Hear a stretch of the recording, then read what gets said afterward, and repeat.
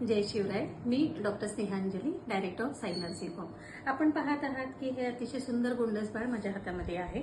तर हे काल रात्री 2 वाजता जन्माला आलेले 3 किलो 300 ग्रामचं बाळ, गळ्याभोवती नाळेचे तिडे होते आणि ट्रू नॉट म्हणजेच खरीखुरी नाळेला गाठ असली तरीही नॉर्मल डिलिव्हरी झालेला आहे।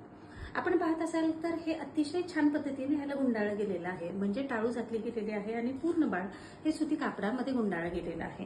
आता ह्याचा फायदा काय असतो तर बाळामध्ये जे बाळाचं टेम्परेचर कमी होणं, तर याला आम्ही इंग्लिशमध्ये हायपोथर्मिया असं म्हणतो। तर ह्या अतिशय सुंदरपणे गुंडाळल्यामुळे हायपोथर्मिया हा टाळता येतो। दुसरं महत्त्वाचं काय, जे आजकाल पाळणे आपण बंद केलेले आहेत दवाखान्यामध्ये, त्याचं कारण असं आहे की आईच्या कुशीमध्ये हे बाळ असावं, जेणेकरून आईच्या शरीराची ऊब हे बाळाला लागावी आणि हायपोथर्मिया परत टाळला जातो।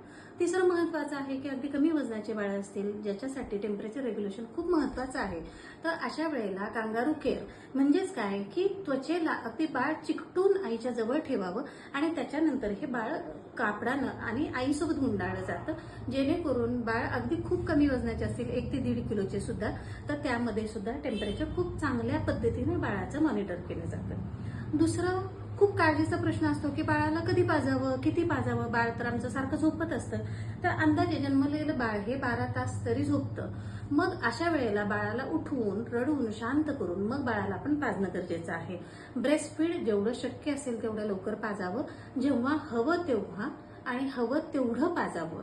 मॉनिटर कसं करावं तर खूप वेळेला तोही प्रश्न असतो, बाळाने जर दिवसभरामध्ये 4 ते 5 वेळेला शू केलेली असेल, रात्रीतून 3 ते 4 वेळेला शू केली असेल, तर याचा अर्थ तुमचं फिडिंग हे प्रॉपर सुरू आहे। मध साठवावा का, तर निश्चितपणे मध साठवू नये, कारण त्याचे बरेचसे साईड इफेक्ट्स असतात, तर त्यामुळे आपण मध साठवू देत नाही। आणि सगळ्यात अतिशय महत्त्वाचा मुद्दा तो म्हणजे काय की बाळाला पाहण्यासाठी आपल्याकडे खूप नातेवाईक येतात, अर्थात ते प्रेमाने आणि कोड कौतुक करण्यासाठी येतात, पण येताना ते त्यांच्यासोबत खूप व्हायरसेस किंवा बॅक्टेरिया सुद्धा घेऊन येऊ शकतात। आणि ज्यावेळेला जन्मलेल्या बाळाची आणि आईची या दोघांची प्रकृती म्हणावी अशी चांगली नसते किंवा इम्युनिटी कमी असते, तर त्यामुळे आपल्या प्रेमापोटी कुठेतरी आपणही बाळाला किंवा आईला इन्फेक्शन देऊ शकतो।